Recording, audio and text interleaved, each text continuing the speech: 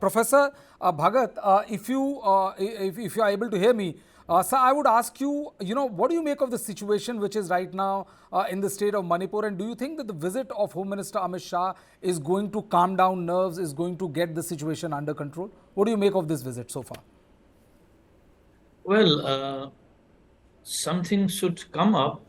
Peace should come, hopefully, because prior to his coming, already Chief of the Army is already there. Also, Minister of State for Home has also been camping before the Union Minister finally comes.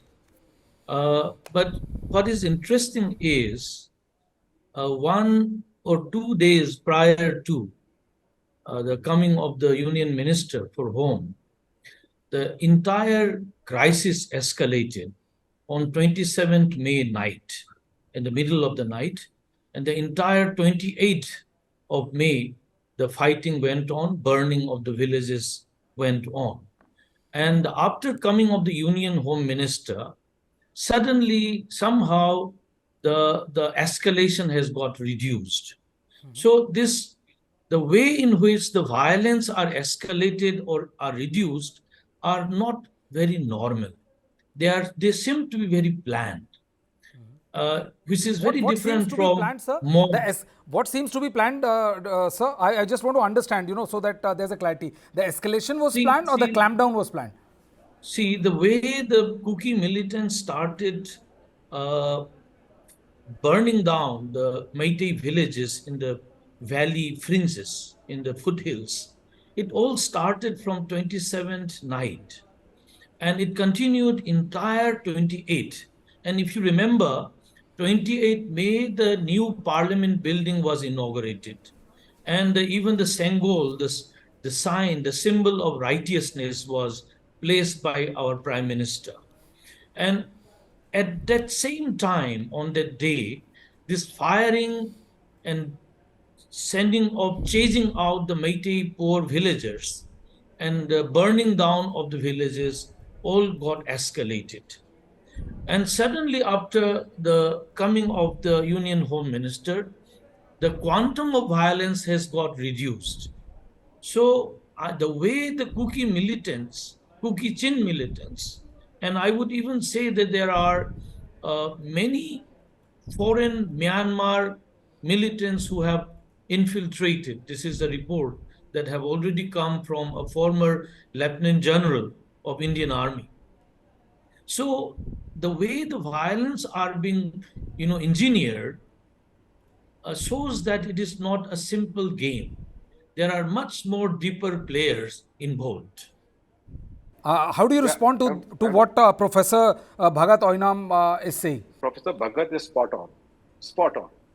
And it escalated like hell on, yeah, I was forgetting the date, 27th, he's spot on. It was too well planned. And of course, I didn't mention it is a threat to national security. There is a only Chinese presence, and not only the existing Sioux, there are a lot of people coming in with, most of them are wearing lungis and whatnot. So he's spot on. Professor is spot on. So what do you I have to mean, I add? was trying to Okay, yeah, please. I was trying to cool down and go, but he's spot on. He's right. There are people with lungis and not just the Sioux people. There are other people. You see, who is a terrorist? Who's a terrorist? Who are these other people you're talking about, Nishikanji? Who are these other people you're talking from about? from across the Burma, from across the border?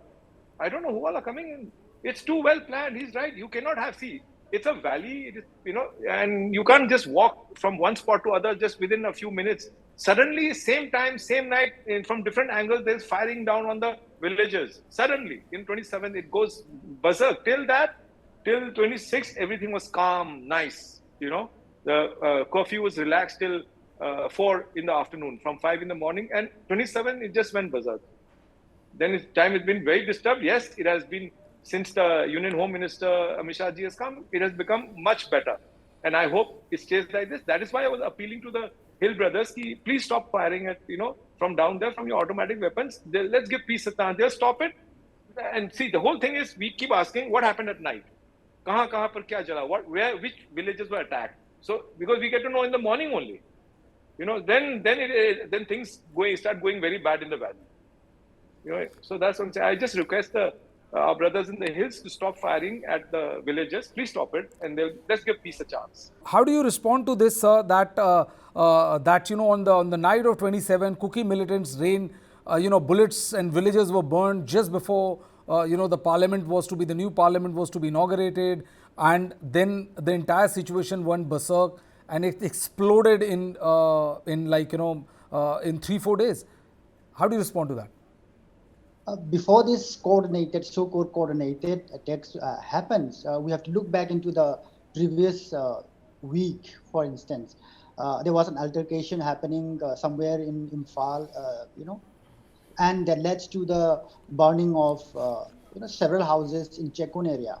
And since then, we have been observing a kind of attacks in the Moirang area. Perhaps Tripi, Kimgangte, valleys must be included in those firing and burning. And the attack in Chirasanpur sector has been so tense for the past 7 days. They were accompanied by this radical groups like Arambai Tengol or Mete Lipunsu, who were coming in hundreds and even in thousands, where we were trying to attack Chirasanpur for more than 10 days.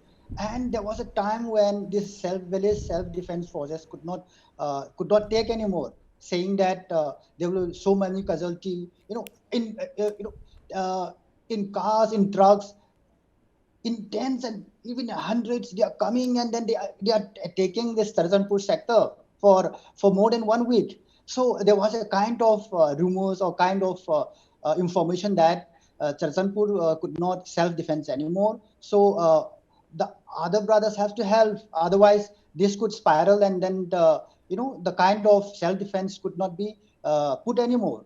So perhaps there can be a kind of coordination that there should be attack from the other side, so that there should be a diversion.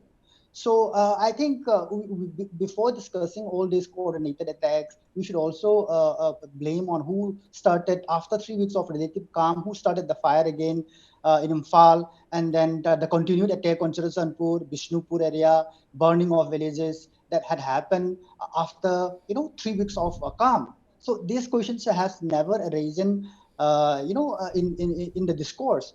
And I would like to explain how the kind of handling over or the looting of police stations.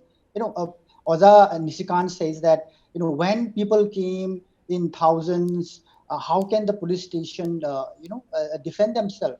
At least why can't there be at least some resistance to that? There were no incidents reported. How can you say that the police are resisting without any kind of some form of incidents? That is pretty obvious that there is a handling over of arms and ammunitions to the mob.